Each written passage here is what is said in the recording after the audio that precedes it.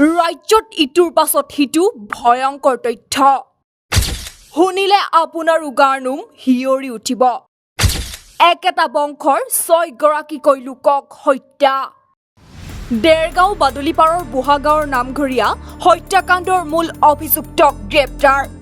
সোধাপোছাৰ অন্তত সন্তোষ ঘাটোৱাৰক মঙলবাৰে সন্ধিয়াই গ্ৰেপ্তাৰ কৰে দেৰগাঁও আৰক্ষীয়ে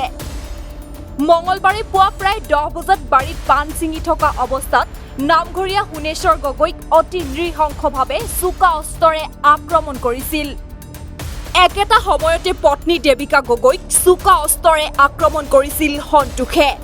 বৰপৰ আক্ৰমণত আহত হোৱা হুনেশ্বৰ গগৈক হাস্পতাললৈ নিয়াৰ পথতে মৃত্যু হৈছিল 65 বছৰীয়া হুনেশ্বৰ গগৈ বৰ্তমানে সংকটজনক অৱস্থাত জিএমচিএইচৰ আইচিইউত চিকিৎসাধীন হৈ আছে হুনেশ্বৰ গগৈৰ পত্নী দেবিকা গগৈ নিখাও বাদুলিপাৰৰ বুঢ়াগাঁৱৰ হত্যাকাণ্ডক লৈ অঞ্চলটোত এক চেপা উত্তেজনাময় পৰিৱেশে বিৰাজ কৰি থকা পৰিলক্ষিত হৈছে নিখা হুনেশ্বৰ গগৈ মৃতদেহ বাসগৃহলৈ অনাৰ পাছত এক হুকাকুল পৰিৱেশৰ সৃষ্টি হৈছে অঞ্চলটোত ইফালে নিখাৰ ভাগতো আৰক্ষীয়ে স্নিফাৰ ডগ লৈ অভিযান চলায় অঞ্চলটোত ইফালে আৰক্ষীৰ জেৰাত নামঘৰীয়া হুনেশ্বৰ গগৈক হত্যা কৰাৰ কথা স্বীকাৰ কৰিছে ঘাতক সন্তোষ ঘাটোৱাৰে সন্তোষ ঘাটোৱাৰ ভাতৃকো আটক কৰিছে আৰক্ষীয়ে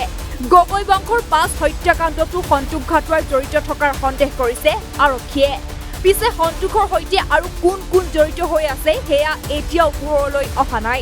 সম্প্ৰতি হত্যাকাৰী সন্তোষ ঘাটোৱাৰক থানাত মৰাথান জেৰা অব্যাহত ৰাখিছে আৰক্ষীয়ে আনহাতে সূত্ৰ অনুসৰি কিছুদিন পূৰ্বে হুনেশ্বৰ গগৈয়ে বাৰীৰ হাঁচিগছ বিক্ৰী কৰিছিল বুলি জানিব পৰা গৈছে হাঁচিগছ বিক্ৰী কৰি পোৱা ধনৰ বাবেই হত্যাৰ বলি হ'ল নেকি হুনেশ্বৰ গগৈ সেই কথাও অৱশ্যে নুই কৰিব নোৱাৰি আনহাতে দিন দুপৰতে বৃদ্ধ দম্পতীক আক্ৰমণ কৰাৰ ঘটনাক সহজভাৱে ল'ব পৰা নাই স্থানীয় ৰাইজে সাধাৰণ ৰাইজৰ নিৰাপত্তা দিয়াত ব্যৰ্থ আৰক্ষীৰ বিৰুদ্ধে ক্ষোভ উজাৰিছে ৰাইজে